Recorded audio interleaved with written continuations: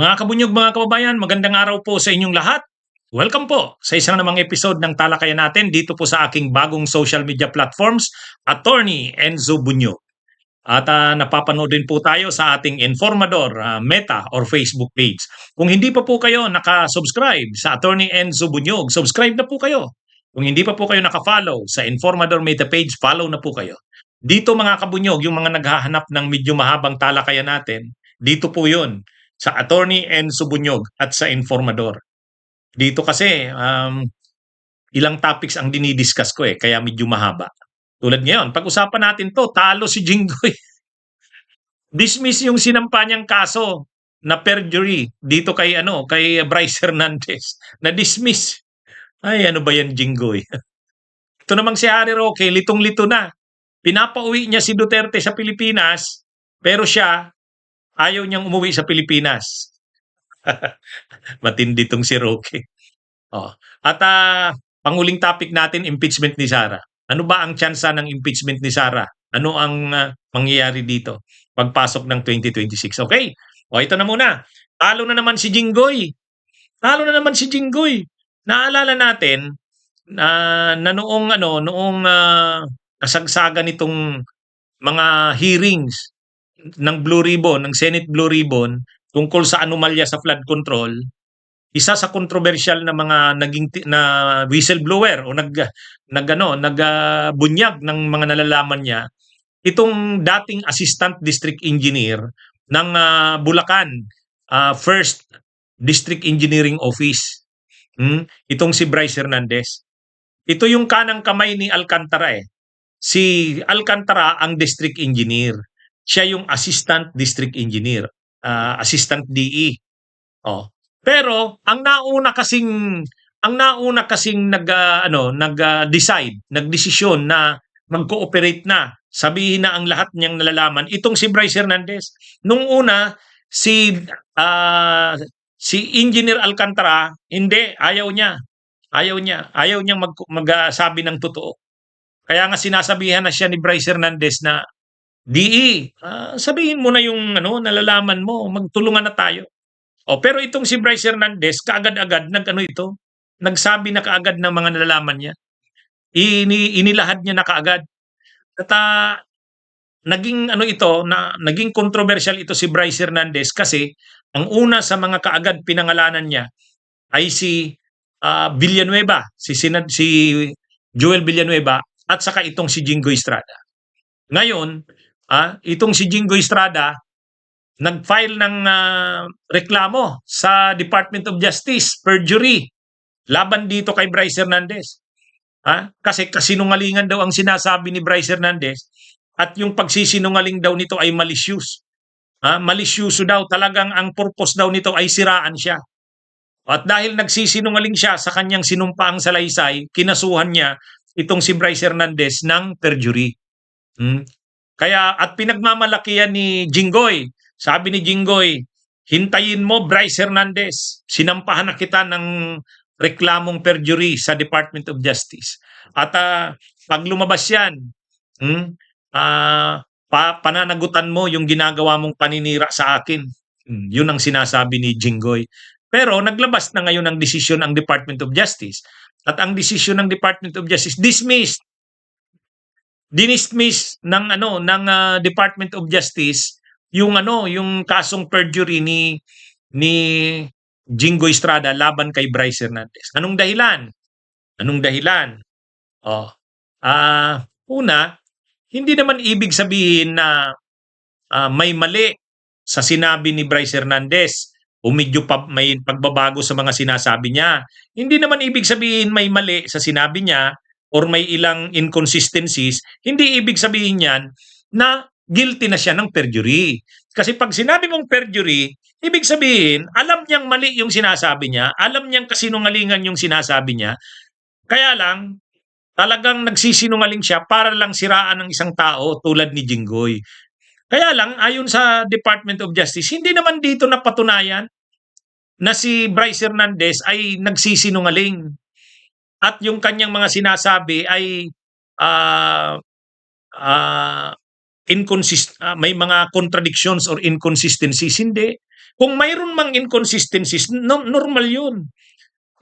Ang importante, sa paniniwala ni Bryce Hernandez, sa nalalaman niya, totoo yung sinasabi niya. Kung kinalaunan man or sa ebidensya man maipakita na hindi totoo yung sinasabi niya, hindi pa rin ibig sabihin na perjury yun.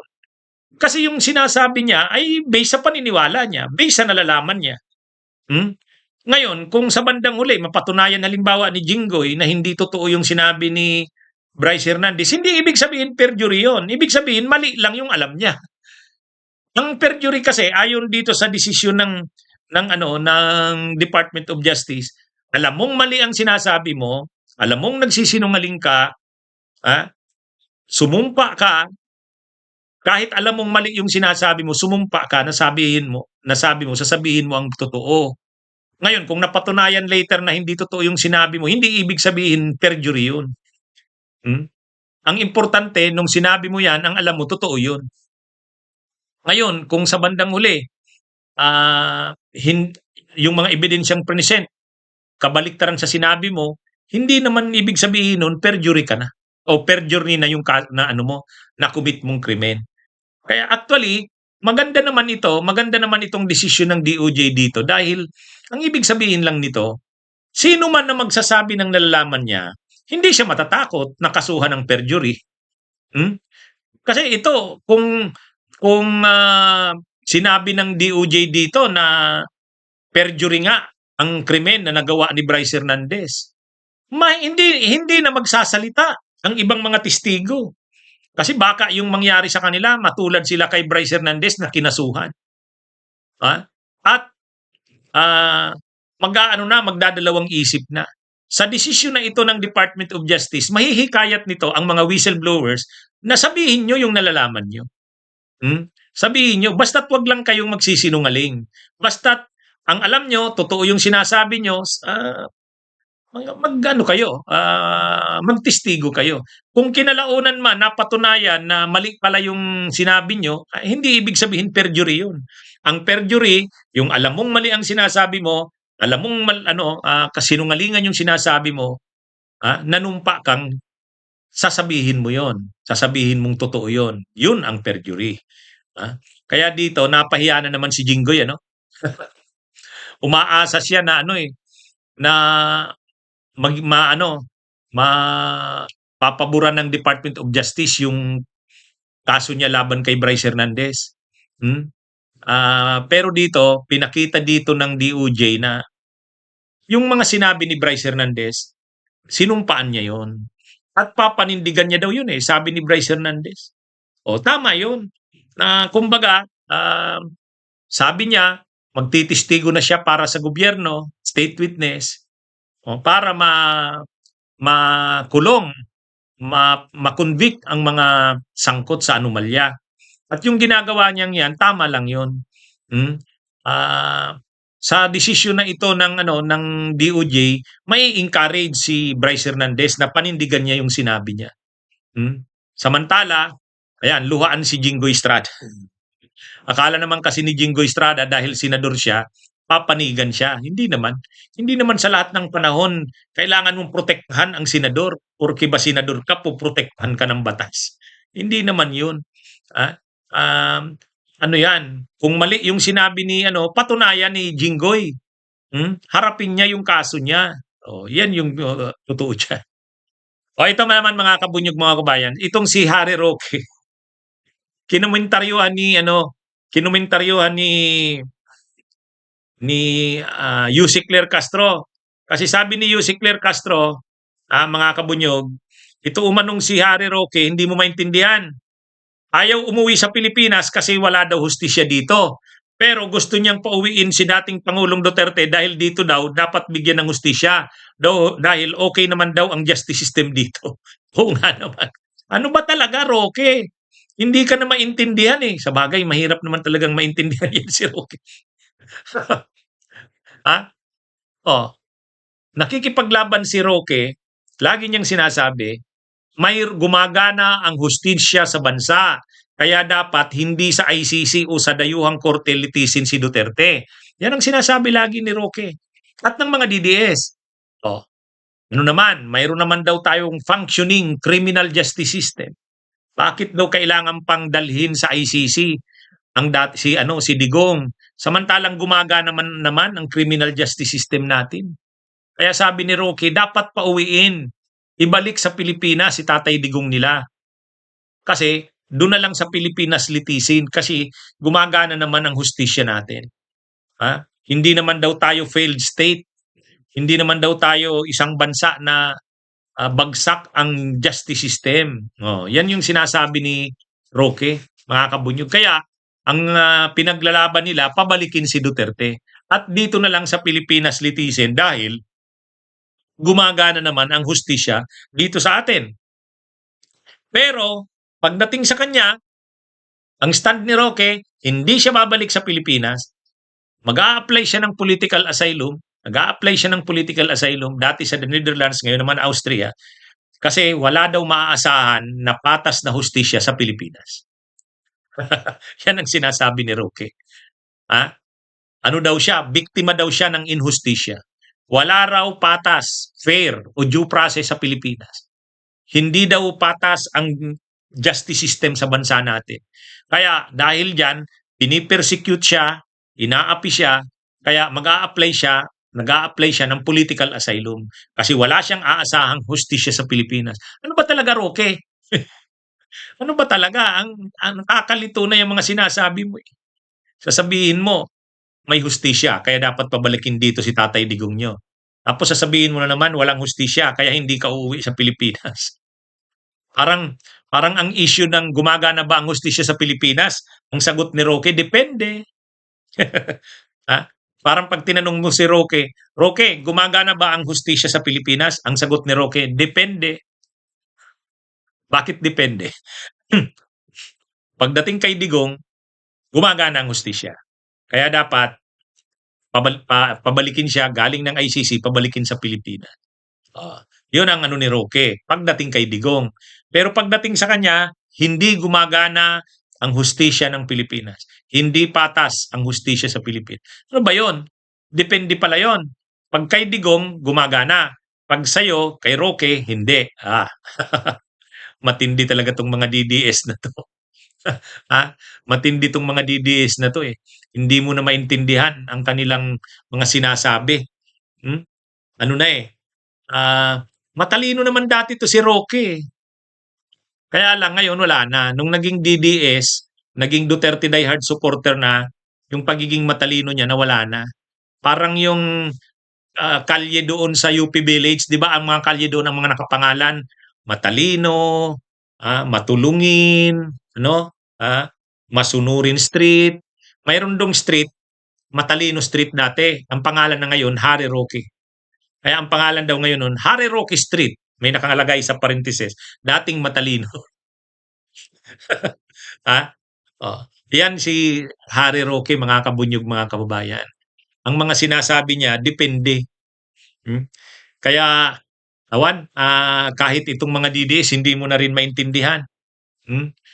Wag daw babalik dito si Harry Roque kasi walang hustisya dito.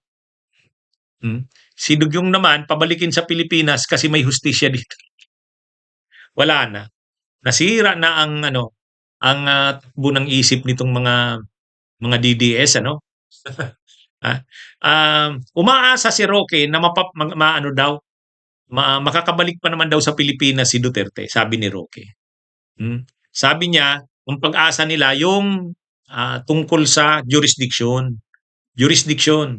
Mayroon pa naman daw appeal. Pagdating daw sa appeals chamber, sabi ni Roque, papanigan daw yung issue ng jurisdiction. Kasi ang issue kasi, may jurisdiction ba ang ICC sa kaso ni Duterte? Pagdating doon sa pre-trial chamber, dinesisyon na yan ng pre-trial chamber. May jurisdiction ng ICC. May jurisdiction. Ngayon, ang ginawa nila Kaufman at ng abogado ni Duterte, nag-appeal sa appeals chamber. So sa ngayon wala pa. Sa ngayon wala pang desisyon ng appeals chamber. Kung may jurisdiction nga ba, wala. Ang paniwala ni Roque, ang magiging desisyon daw ng appeals chamber, walang jurisdiction. Kaya makakalaya na daw si Tatay Digong nila. Makakabalik na sa Pilipinas. Anyway, hintayin natin ang desisyon ng appeals chamber. Pero, ah, ano yan mahirap na i-reverse na yan ng appeals chamber. Bibihirang mangyari yan. Bibihirang mangyari yan. Dumaan na yan. Ang dami ng pinagdaanan ng kaso na yan ni Duterte. Ang dami ng delaying tactics na ginawa ni Kaufman. Masyado nang nababagahe ang ICC diyan. Tapos ngayon sasabihin ng kampo ni Duterte walang jurisdiction ng ICC. Sa pre-trial chamber may desisyon na. May jurisdiction ng ICC. Denied. Pagdating ngayon sa pre-trial chamber, hindi pa. Yan yung hinihintay ngayon. Ang sabi ni Roque, ano daw yan? Malaki ang posibilidad. Yan na daw ang pag-asa ni Duterte, ni Tatay Digong nila. Magdidesisyon daw ang pre-trial ang appeals chamber na walang jurisdiction. Ay, ano na, nangangarap na naman itong sila Duterte. Pinapaasan nyo na naman yung mga supporters nyo. Yan ang problema sa inyo. Si Attorney Martin Delgradin, ini-interview sa SMNI, sinasabi niya, makakauwi na si Duterte. Kaya naman itong mga DDS, paniwalang-paniwala naman. Tapos pag hindi nangyayari yung pinapaniwalaan nila, galit kay Kaufman.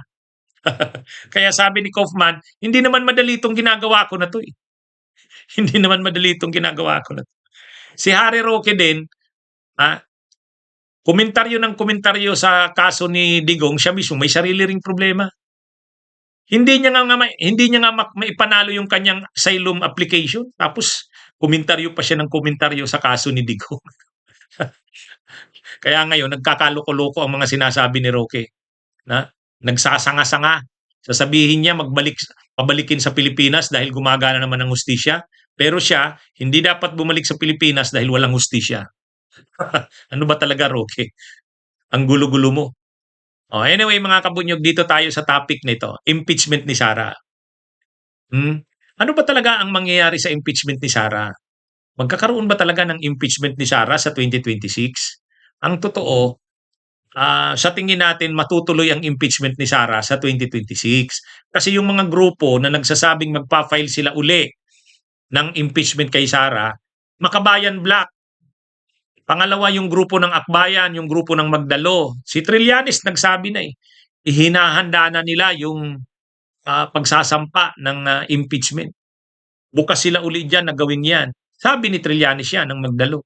Ay si Trillanes at saka yung Makabayan Black, hindi naman yan mapipigilan sa Kaya lang, ang sabi lang naman ni retired Senior Associate Justice Carpio, napanood ko yung interview sa kanya.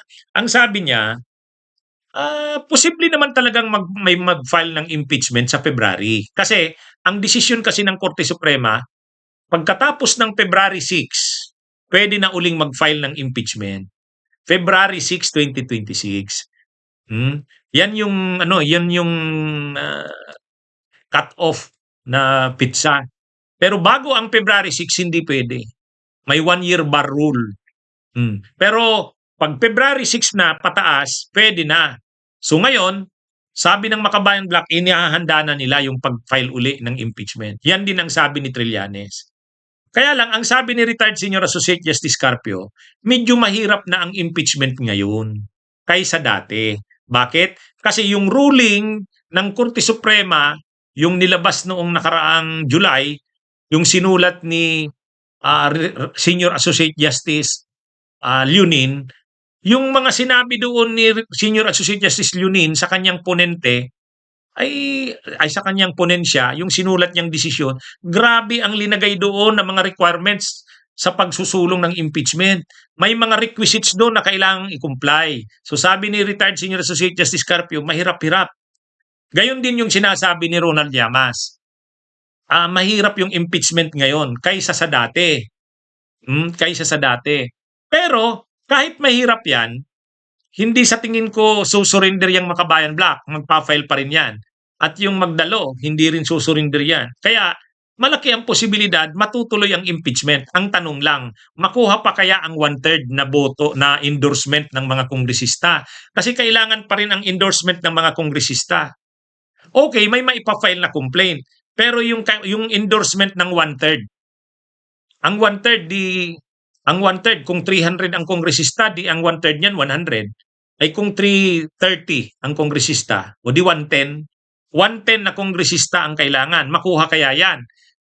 Itong impeachment na naunang i-file kay Sara, grabe ang nakuhang endorsement noon. 250 at ang kongresista yun o 245. Oh, marami yun. Ngayon ang tanong, sa pagkakataong ito makuha kaya ang 115 or 120 na ano? 110, 110. Kasi kung one-third, makuha kaya yan? Ang sabi ng iba, makukuha yan. Kasi marami pa rin namang mga kongresista ang naniniwalang dapat talagang i-impeach si Sara. Ngayon, pag nakalusot yan sa Kamara, dinala yan sa Senado, sa tingin natin sa Senado wala nang problema kasi si Soto ang Senate President, si Lacson, sila Risa Ontiveros ang mga nasa liderato ng Senado. At yung mga karamihan sa mga senador bukas na mag-hold ng trial. Hindi na itutulad nung panahon ni Escudero. Si Escudero kasi hindi sinunod yung fourth with. Hindi sinunod yung forthwith hanggang sa umabot ng ilang buwan, walang naging trial ang Senado. Pero dito, once na makalusot sa Kamara ang impeachment at madala sa Senado, magpo-proceed na kaagad ang trial niyan. Yan ang sigurado niyan. At malaki ang posibilidad ngayon na makonvict si Sara diyan. Kasi maraming mga senador nakakampi ni Sara, isa-isang nalalagas. Isa-isang nalalagas. Pag naaresto si Bato, mababawas yan. Pag naaresto yung sila Jinggoy, sila Joel Villanueva, si Chis Escudero, mababawas pa yan. Ang matitira na lang sa kanya diyan sila Aimee, sila Marcoleta at saka si Ruben Padilla. Yan yung diyan. Kaya ito mga kabunyog. Ang impeachment, malaki ang posibilidad matutuloy yan. Kaya lang, ang sinasabi lang naman ni retired Senior Associate Justice Carpio, medyo mahirap ang impeachment ngayon kaysa sa dati. Dahil sa maraming mga requirements na inilatag ni Senior Associate Justice Carpio dun sa kanyang desisyon. Pinahirapan ang impeachment ngayon. Pero kahit naman pahirapan ang impeachment, gagawin at gagawin yan. Isusulong at isusulong yan. Lalo pa ngayon, may mga dagdag na mga ebidensya, may mga dagdag na grounds or articles of impeachment na pwedeng i-file. Kaya halimbawa yung mga bank records ng joint bank account ni Digong at saka ni Sara. Dati wala yan. Ngayon may na yan, pag naimbestigahan yan ng ombudsman, lalabas yan, magagamit na yan ng mga ebidensya para sa isusulong na impeachment. Kaya actually, yung i-file sa ombudsman na kasong plunder labang kay Sara, malversation at saka graft, hindi man siya makasuhan sa Sandigan Bayan, pero magagamit yung mga ebidensya na yun na lalabas sa investigasyon ng ombudsman, magagamit yan para pwede yan maipasa sa Kamara eh. Pag nag-imbestiga na ang ombudsman, yung findings ng investigation ng ombudsman, pwedeng ipadala sa Kamara, sa House, para magamit sa isusulong na impeachment laban kay Sara. So hindi man siya makasuhan sa Sandigan Bayan, pero yung findings ng ombudsman ay magagamit na mga ebidensya sa isusulong na impeachment ni Sara doon sa Kamara. Kaya magko-complement yan. Yung kaso sa ombudsman, gagamitin magpapatawag ang ombudsman ng mga hearing, isusubpi na ang AMLAC.